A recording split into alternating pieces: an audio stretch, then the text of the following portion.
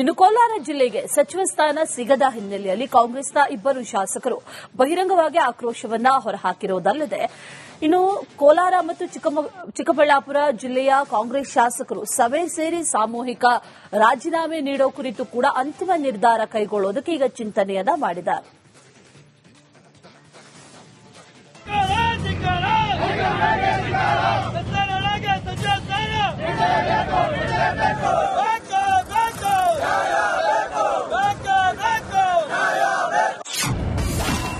ಕೋಲಾರ ಜಿಲ್ಲೆಗೆ ಸಿಗದ ಸಚಿವ ಸ್ಥಾನ,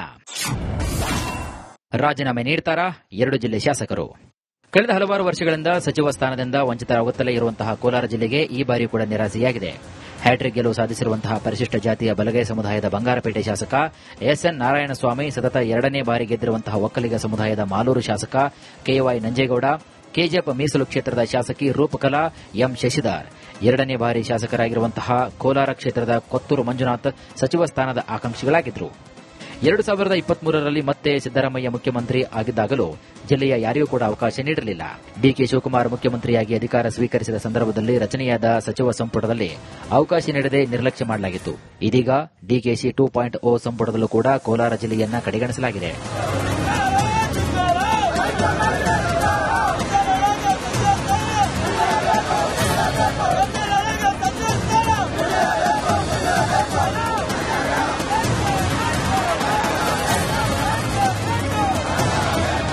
ಬಂಗಾರಪೇಟೆ ಶಾಸಕ ಎಸ್ಎನ್ ನಾರಾಯಣಸ್ವಾಮಿ, ಮಾಲೂರು ಶಾಸಕ ಕೆವೈ ನಂಜೇಗೌಡ ಹೈಕಮಾಂಡ್ ವಿರುದ್ಧ ತೀವ್ರ ಆಕ್ರೋಶವನ್ನು ವ್ಯಕ್ತಪಡಿಸಿದ್ದಾರೆ.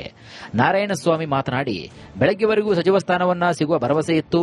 ಎಐಸಿಸಿ ಅಧ್ಯಕ್ಷ ಮಲ್ಲಿಕಾರ್ಜುನ ಖರ್ಗೆ, ಸಿದ್ದರಾಮಯ್ಯ ಹಾಗೂ ಡಿಕೆ ಶಿವಕುಮಾರ್ ಅವರಿಗೆ ಕೋಲಾರಕ್ಕೆ ಸಚಿವ ಸ್ಥಾನ ನೀಡುವಂತೆ ಮನವಿ ಮಾಡಿದ್ವಿ. ಆದರೆ ಕೊನೆಯ ಕ್ಷಣದಲ್ಲಿ ಜಿಲ್ಲೆಗೆ ಅನ್ಯಾಯವಾಗಿದ್ದು ಹೈಕಮಾಂಡ್ ಕೋಲಾರಕ್ಕೆ ದೊಡ್ಡ ಮೋಸವನ್ನ ಮಾಡಿದೆ ಅಂತ ಆರೋಪಿಸಿದರು. ಕೋಲಾರ ಹಾಗೂ ಚಿಕ್ಕಬಳ್ಳಾಪುರ ಜಿಲ್ಲೆಯ ಕಾಂಗ್ರೆಸ್ನ ಶಾಸಕರು ಸಭೆ ಸೇರಿ ಮುಂದಿನ ತೀರ್ಮಾನವನ್ನು ಕೈಗೊಳ್ಳಲಿದ್ದು, ಅಗತ್ಯವಿದ್ದರೆ ಶಾಸಕ ಸ್ಥಾನಕ್ಕೂ ಕೂಡ ರಾಜೀನಾಮೆ ನೀಡಲು ಸಿದ್ಧ ಅಂತ ಎಚ್ಚರಿಕೆ ನೀಡಿದ್ದಾರೆ. ಇವತ್ತು ನಮ್ಮ ಸರ್ಕಾರದ ಗೌರವಾನ್ವಿತ ಮುಖ್ಯಮಂತ್ರಿಗಳು, ರಾಷ್ಟ್ರೀಯ ನಾಯಕರಾಗಿರ್ತಕ್ಕಂಥ ಮಲ್ಲಿಕಾರ್ಜುನ ಖರ್ಗೆಜಿಯವರು ಮತ್ತು ಸಿದ್ದರಾಮಣ್ಣವರು ನಮ್ಮ ಜಿಲ್ಲೆಗೆ ಬಹಳ ದೊಡ್ಡ ಅನ್ಯಾಯವನ್ನು ಇವತ್ತು ಮಾಡಿ ನಮ್ಮ ಜಿಲ್ಲೆಯ ಜನತೆಗೆ ದೊಡ್ಡ ಮೋಸವನ್ನು ಮಾಡಿದ್ದಾರೆ. ಇವತ್ತು ನೀವು ಮಂತ್ರಿ ಮಾಡಲಿಲ್ಲ ಅಂತ ತಿಳ್ಕೊಳ್ಳೋದಿಲ್ಲ. ನಾವು ನಾಳೆ ಸಭೆ ಸೇರ್ತಾ ಇದ್ದೀವಿ. ಈ 2 ಜಿಲ್ಲೆಯ ಶಾಸಕರು ಸುಬ್ಬಾರೆಡ್ಡಿ, ನಾನು, ಸುಧಾಕರ್ ಅವರು, ಕೊತ್ತೂರು ಮಂಜುನಾಥ್ ಅವರು, ನಮ್ಮ ಅನಿಲ್ ಕುಮಾರ್ ಅವರು, ನಜೀರ್ ಅಹಮದ್ ಅವರು, ಮಂಜೇಗೌಡರು, ನಾವೆಲ್ಲ ಸಭೆ ಸೇರ್ತಾ ಇದ್ದೀವಿ. ನಾಳೆ ತೀರ್ಮಾನ ತಗೊಳ್ತೀವಿ. ಇನ್ನೊಂದು ಕಡೆಗೆ ಮಾಲೂರು ಶಾಸಕ ಕೆವೈ ನಂಜೇಗೌಡ ಕೂಡ ಸಚಿವ ಸ್ಥಾನ ಕೈತಪ್ಪಿದ್ದಕ್ಕೆ ಬೇಸರವನ್ನು ವ್ಯಕ್ತಪಡಿಸಿದರು.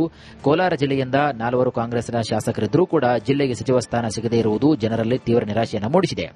2018 ಮತ್ತು 2023ರ ಚುನಾವಣೆಯಲ್ಲಿ ಕಾಂಗ್ರೆಸ್ ಪಕ್ಷವನ್ನು ಜಿಲ್ಲೆಯಲ್ಲಿ ಬಲಿಷ್ಠವಾಗಿ ಕಟ್ಟಿದ್ದೇವೆ. ಆದರೂ ಕೂಡ ಹೈಕಮಾಂಡ್ ನಮ್ಮನ್ನ ಕೀಳಾಗಿ ಕಾಣ್ತಾ ಇರುವಂತೆ ಭಾಸವಾಗ್ತಾ ಇದೆ ಅಂತ ಹೇಳಿದರು.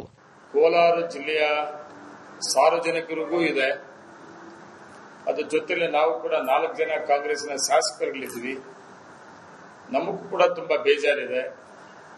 3 ವರ್ಷ ಕೋಲಾರ ಜಿಲ್ಲೆಗೆ ಮಂತ್ರಿ ಅವಕಾಶ ಸಿಕ್ಕಿರಲಿಲ್ಲ.